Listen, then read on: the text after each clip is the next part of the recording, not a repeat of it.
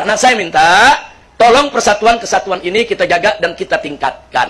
Saya ingat, lebih dari 10 tahun yang lalu ya kawan, saya dengan Kiai Haji Ahmad Sobri Lubis diundang oleh seorang mantan kepala BIN kita, pimpinan BIN. Dulu namanya Bakin.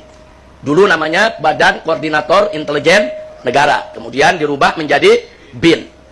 Dulu saudara, di zaman-zaman Pak Habibie, beliau ini pernah memimpin BIN. Seorang jenderal, namanya Z.A. Maulani. Rahimahullahu rahmatan wasi'ah. Beliau seorang jenderal. Beliau dulunya alumni PII, Pelajar Islam Indonesia. Jadi artinya pengetahuan agamanya, semangat keagamaannya itu cukup kuat ya kawan. Nah 10 tahun yang lalu lebih, sebelum beliau meninggal dunia, saya lupa tahunnya ya kawan, beliau mengundang saya, Kiai Haji Ahmad Sobri Lubis, dan beberapa tokoh ke rumahnya, kita ngobrol. Beliau menyampaikan suatu amanat penting, bahkan kadang-kadang beliau sampaikan secara perorangan, kadang-kadang beliau sampaikan di forum-forum terbatas. Di mana yang beliau sampaikan, karena beliau mantan pimpinan Badan Intelijen Indonesia, saudara, beliau jadi tahu politik global. Di antara yang beliau sampaikan kepada kami, para habaib, para kiai, tolong waspada. Kata beliau ini, bahwa kami menemukan dokumen, ada bocoran dokumen intelijen internasional yang valid dan bisa dipertanggungjawabkan, bahwa Indonesia ini di kemudian hari akan dipecah menjadi beberapa negara. Bisa menjadi 5 negara, bisa menjadi 7 negara, bisa menjadi 9 negara. Jadi bisa nanti ada negara Aceh, negara Sumatera, negara Jawa, negara Pasundan, saudara, negara Borneo, Kalimantan, negara Maluku, saudara, negara Irian, dan lain sebagainya. Nah yang saya ingat, beliau titipkan amanat, tolong jaga umat, tolong jaga persatuan kesatuan bangsa, jangan sampai kita dipecah. Jadi dokumen yang dibocor ini bukan sembarang dokumen. Yang kita dapatkan informasinya, ini dokumen dari 15 badan intelijen negara-negara asing di bawah komando Amerika Serikat. Pentagon ya, kawan. Nah, ini yang mesti kita waspadai. Nah, kenapa beliau menyampaikan untuk agar kita waspada?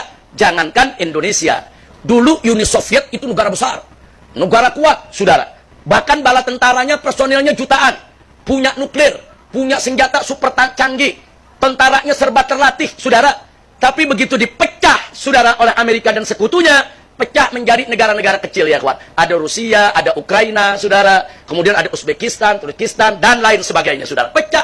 Artinya apa? Kalau kita bicara secara fisik ya, ini kita bicara fisik. Kalau Soviet saja negara yang begitu kuat, saudara, bisa dipecah, apalagi Indonesia. Indonesia, bukan kita kecilkan kekuatan Indonesia, karena memang kalau dibandingkan dengan Uni Soviet, bala tentara kita aja nggak seberapa.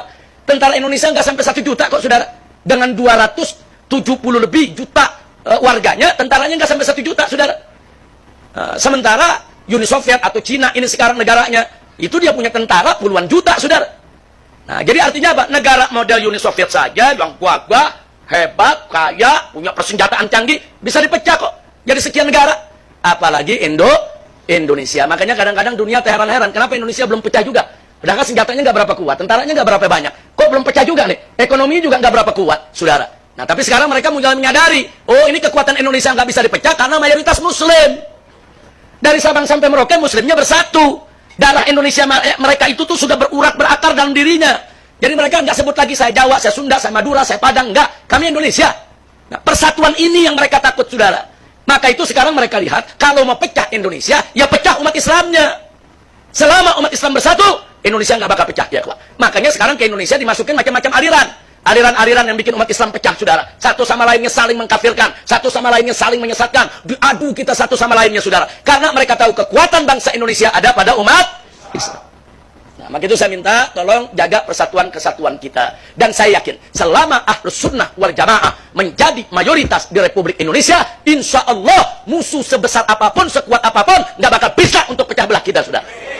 Jaga aswaja kita nih, jaga, saudara. Jangan sampai anak-anak kita jadi liberal, saudara. Jadi ikut pemikiran-pemikiran di luar Ahlus Sunnah, saudara. Yang seenaknya mengkafir kanan, mengkafirkan kiri, saudara. Jangan. Jaga akidah Ahlus Sunnah wal Jamaah. Jaga akhlak yang diajarkan oleh guru-guru kita di Ahlus Sunnah wal Jamaah. Insya Allah Indonesia nggak bakal pecah ya.